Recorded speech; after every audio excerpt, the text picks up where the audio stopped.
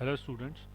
आज का जो मेरा टॉपिक मैं डिस्कस करने जा रहा हूँ वो है स्पेशल जर्नल्स। स्पेशल जर्नल्स में हमारे पास चार जर्नल्स होते हैं: purchase journal, sales journal, purchase return journal और सेल्स रिटर्न जर्नल। आपके सामने जो इस वक्त नज़र आ रहा है वो है एक्चुअली परचेज जर्नल, और इसके नीचे जो सबसे अहम बात लिखी है वो है ओनली फॉर क्रेडिट ट्रांजैक्शंस। तो एक चीज़ हमेशा याद रखिएगा कि परचेज जर्नल में सिर्फ आप वो एंट्रीज करेंगे जो आप माल परचेज करते हैं ऑन क्रेडिट, उधार पर। अगर कैश पे कोई परचेजिंग है और आपको क्वेश्चन में दिया हुआ है तो आप प्लीज़ उसको यहाँ पे एंटर नहीं करेंगे, बल्कि आप कहाँ एंटर करेंगे उसको? अपनी कैश बुक में या जर्नल जर्नल में। थोड़ा सा नॉमेनक्लेचर इसका डिस्कस करते हैं। देखिए, सबसे पहला जो कॉलम है वो डेट का है, जो कि बहुत ज़रूरी है। इनवॉइस में आप जब आप किसी से माल ख़रीदते हैं और आपको इनवॉइस देता है वो, तो उस पर कोई नंबर होता है, तो आप बेसिकली उसका नंबर लिख लेंगे। अगला जो कॉलम है वो नेम ऑफ सप्लायर्स का है, यानी कि आपने किस बंदे से या किस कंपनी से ये माल ख़रीदा है। अगला कॉलम आपके पास लेजर फोलियो का है, यहाँ पे आप बेसिकली लेजर का नंबर देंगे। और सबसे आखिरी जो कॉलम है वो अमाउंट का है, कि आपने कितने का अमाउंट ख़रीदा, यानी कि इनवॉइस कितने पैसों की थी। इस तरीके से थ्रू आउट द मंथ आप जो भी परचेजिंग करेंगे जिस जिस सप्लायर से, उसकी अलग अलग इनवॉइस के हिसाब से एंट्री करते जाएंगे। और at the end of the month इसका आप टोटल कर लेंगे, यानी कि आपको ये पता चल जाएगा कि आपने कितना माल परचेज किया ऑन क्रेडिट। बहुत आसान है, इतना ये कोई मुश्किल नहीं है। नीचे जो दो चीज़ें आपको नज़र आ रही हैं वो सब्सिडरी लेजर्स हैं।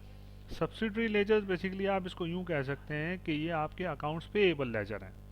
जैसे एबीसी कंपनी, तो ये एबीसी कंपनी का अकाउंट्स पेएबल लेजर है। इसमें देखें कि आप जो एंट्री कर रहे हैं वो बेसिकली सारी कहाँ आ रही है? क्रेडिट पे आ रही है। यानी कि आपका जो क्रेडिट बैलेंस है वो बढ़ता जा रहा है, और क्रेडिट बैलेंस में हमेशा आपके पास लाइबिलिटीज़ होती हैं। तो चाहे एबीसी कंपनी की बात करें चाहे एक्सवाईजी कंपनी की बात करें, हमने उनकी तमाम इन्वॉइसेस उनके पर्टिकुलर सब्सिडरी लेजर में एंटर कर दी हैं, ताकि हमें ये पता चल सके कि भाई अब आगे किसको कितने पैसे देने बाकी हैं। हाँ, आप इसमें जो पेमेंट्स करेंगे सब्सिडी लेजर में, तो वो डेबिट साइड पर आएंगी, लिहाजा उससे होगा ये कि आपका जो बैलेंस है वो कम होता चला जाएगा। लेकिन फ़िलहाल यहाँ पे समझाने का मकसद सिर्फ ये था कि आप जब परचेज जर्नल बनाएंगे तो परचेज जर्नल के साथ हर कंपनी का सब्सिडरी लेजर कैसे बनाएंगे। आई होप कि ये आपको समझ में आ रहा होगा। इसी पे चलते हुए अगर हम सेल्स जर्नल की बात करें, तो सेल्स जर्नल में भी बेसिकली शर्त वही है कि ओनली फॉर क्रेडिट ट्रांजैक्शंस, यानी कि जो भी आपकी सेल्स हो रही है वो अगर आप उधार पे कर रहे हैं तो आप उन ट्रांजैक्शंस को यहाँ एंटर करेंगे। अगर आप लेट सपोज के सेल्स कर रहे हैं और आपको कैश मिल रहा है, तो आप उसको यहाँ पे एंटर नहीं कर सकते। ठीक है? तो सेल्स जर्नल का नॉमेनक्लेचर बिल्कुल सिमिलर है, कोई चेंज नहीं है। सिर्फ नेम ऑफ, वहाँ पे नेम ऑफ सप्लायर था, यहाँ पे नेम ऑफ कस्टमर है। बाकी तमाम चीज़ें सिमिलर हैं इसमें। अगर सब्सिडरी लेजर्स की बात करें तो यहाँ पे आपके पास देखें, वहाँ पे आप परचेज कर रहे थे, यहाँ पे आप सेल्स कर रहे हैं। तो यहाँ पे ये सारे के दोनों एबीसी कंपनी का अकाउंट और एक्सवाईजी कंपनी का अकाउंट इज जस्ट लाइक के अकाउंट रिसीवेबल का अकाउंट है ये। इसमें आप सेल्स कर रहे हैं, उसको डेबिट में लिख रहे हैं। दैट मीन्स कि आप अपने एसेट को बढ़ा रहे हैं, क्योंकि अकाउंट रिसीवेबल आपका एसेट होता है, तो ये मुसलसल बढ़ रहा है। अच्छा, अगर वो कस्टमर आपकी पेमेंट कर देते हैं तो वो क्रेडिट साइड पर आ जाएंगे और आपका बैलेंस कुछ कम हो जाएगा।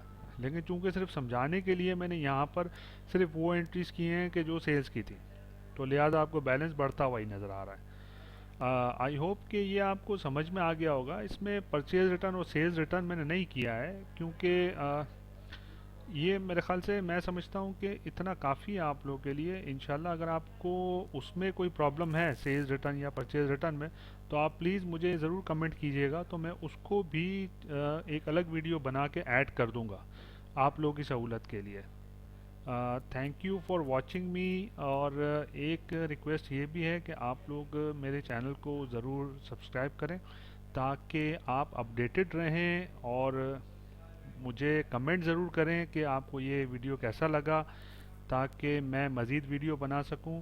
और आपकी जो बेसिकली प्रॉब्लम्स हैं वो आप मुझे ज़रूर शेयर करें, ताकि मैं उन फुटप्रिंट्स पे काम कर सकूं। आई होप कि आपको ये वीडियो पसंद आई होगी। Thank you very much.